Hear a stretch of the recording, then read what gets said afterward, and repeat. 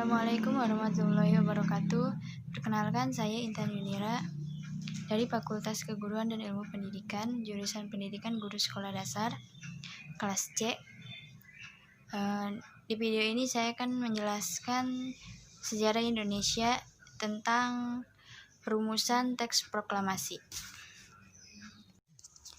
Sebelum Indonesia merdeka, secara singkatnya pada saat masa penjajahan Portugis berakhir pada tahun 1602, setelah Indonesia dimasuki oleh Belanda, Belanda masuk Indonesia, Banten dalam pimpinan Cornelis de Houtman.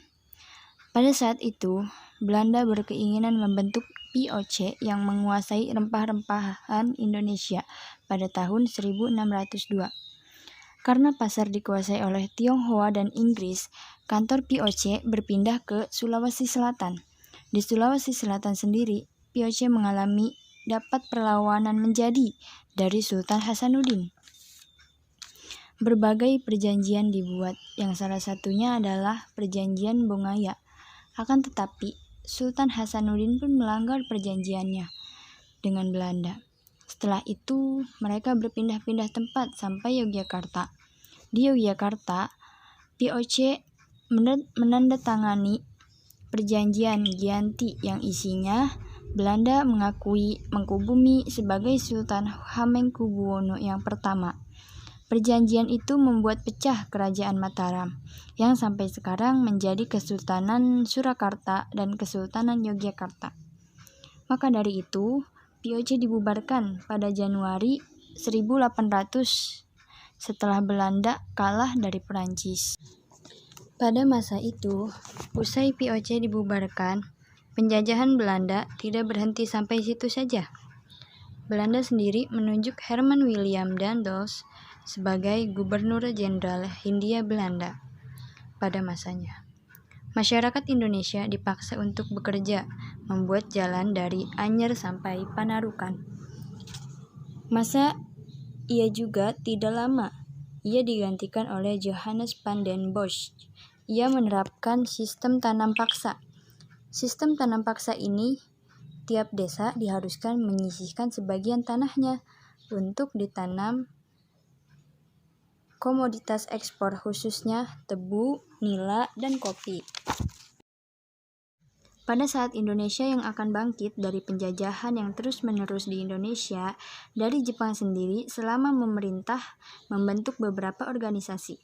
Organisasi dibuat Jepang, salah satunya adalah PETA atau Pembela Tanah Air, Putra Heiho, Tentara Pembantu.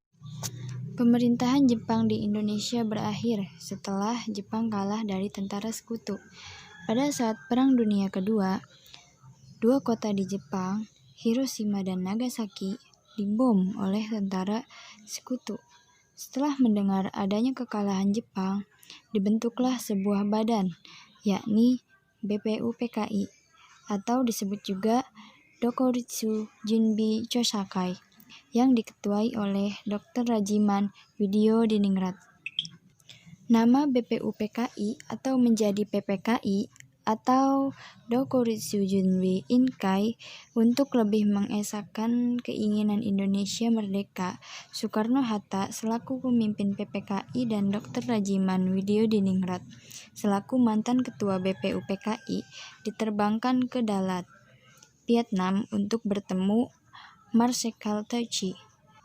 Mereka dikabarkan bahwa pasukan Jepang sedang diambang kekalahan dan akan memberikan kemerdekaan kepada Indonesia.